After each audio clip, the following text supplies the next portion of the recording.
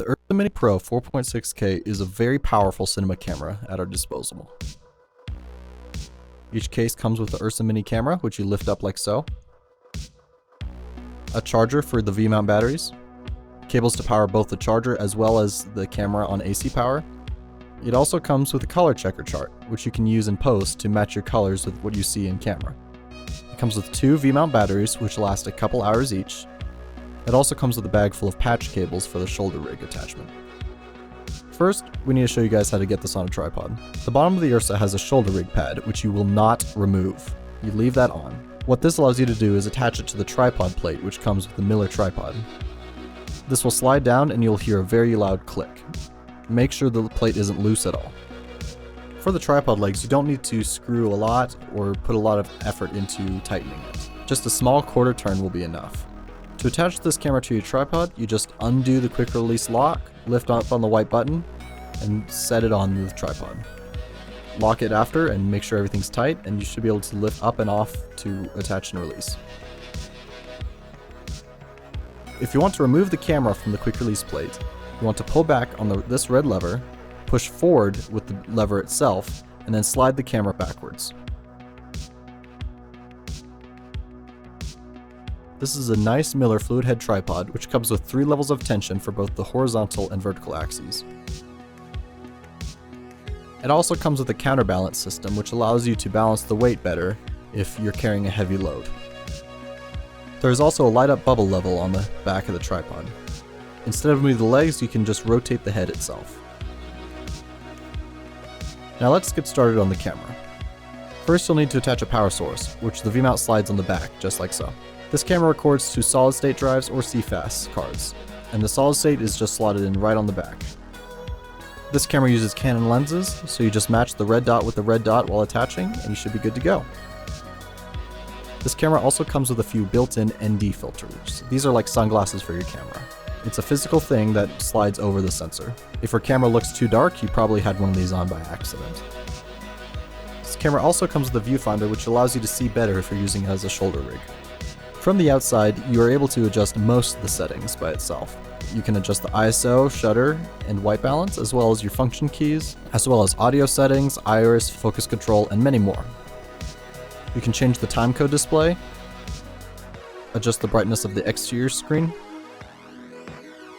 You can also adjust the input gain of all the audio channels as well. If you don't want to accidentally bump any of these settings, there's always locking switches on each of the panels. On the inside, you have a switch that allows you to change between SD cards and CFast cards, depending on what you're using. Here's where you can also record, control playback, different focus peaking settings, as well as menu access, and this is where your audio master settings are. You can adjust whether or not you're using mic power, line power, or AES, as well as adjusting if the XLR input is phantom powered or not. On the back of the camera, there's a spot for a headphone jack, as well as a power plug in case you want to use AC power for your camera. When you first open up the screen, it might seem a little intimidating, but all the camera settings are up on the top of the frame.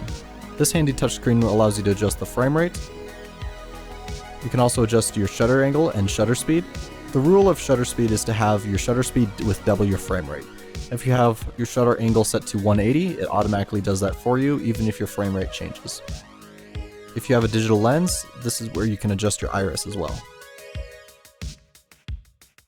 You can also change your timecode viewing between clock time and recording time, as well as adjusting your ISO settings between 200, 400, 800, 1600, and 3200.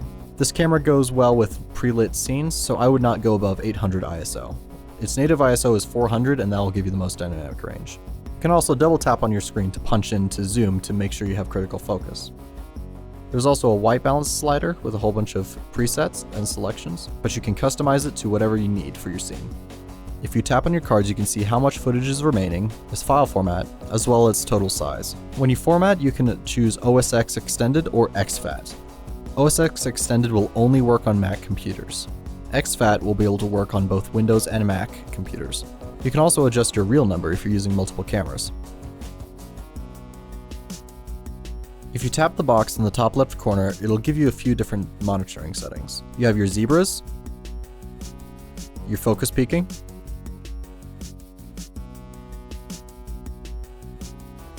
your frame guides,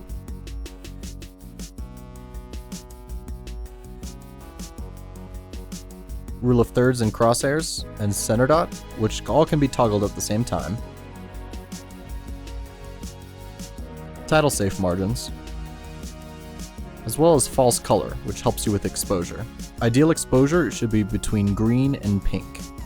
Next, we're going to start with the menu. The record menu handles everything about file formats and recording for your camera. This camera has two main preset settings, Blackmagic RAW and ProRes. Blackmagic RAW gives you much more control over your image, while ProRes is a more convenient way to work with your footage. On the next page, you'll be able to adjust your dynamic range between video, extended video, and film. What film is, it's just a log format which allows you to have the most control over your image in post. Video is just strict Rec 709. Extended video is a type of hybrid between the two.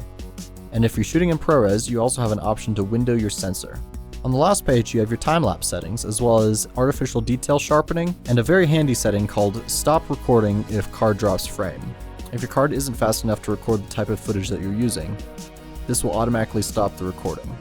This isn't an issue if you're using the solid-state drive, but if you're using SD cards or CFast cards, you want to make sure to have very fast cards, or else you will run into this issue. In your monitor settings, you're able to change all of the same settings that were in the top left box of your home screen. This also allows you to adjust the look of the outputs. This is very important if you want to output just a clean feed to an external monitor and be able to record to this external monitor without issues. If you go to the All option, you can also change the type of focus peaking you have, the type of colored lines, and the intensity of that as well. If you go to the All option, you can also change the type of focus peaking you have, the type of colored lines, and the intensity of that as well. In the Audio tab, you're able to change the different types of inputs the camera offers, from XLR1, XLR2, mic inline and phantom power, as long as your in-camera microphones as well. You can also put some dampeners on if the input is too loud, as well as some low-pass filters to help with the audio levels. In the setup menu, you're able to change between shutter angle and shutter speed. It also has a flicker-free option. With certain lights, you'll see a flicker if your shutter speed does not match it. What this does is help reduce that flicker by matching its sensor timing with the pulses of electricity. In the United States, we have a 60 Hz infrastructure, while other countries tend to have a 50 Hz infrastructure. You can also adjust the purpose of the two function keys on the front of the camera. You can also adjust the LED brightness, reset the camera settings to default, and calibrate the sensor. Do not calibrate the sensor if you do not know what you're doing, and should only be used by the production office staff. You can save all these settings as presets, and you can update and overwrite these presets if you so wish. This camera also has a LUT library. You want to make sure you have the 4.6K film to video if you're shooting in film. If you're shooting in any other format, you do not need a LUT. You can also import your own LUTs through an SD card. Just make sure to remove your LUTs after you're done with the camera. The Ursa also comes with a shoulder rig attachment. All you need to do is loosen the bolt on the side, rotate it into a shoulder ready position, tighten, and rest on your shoulder like so.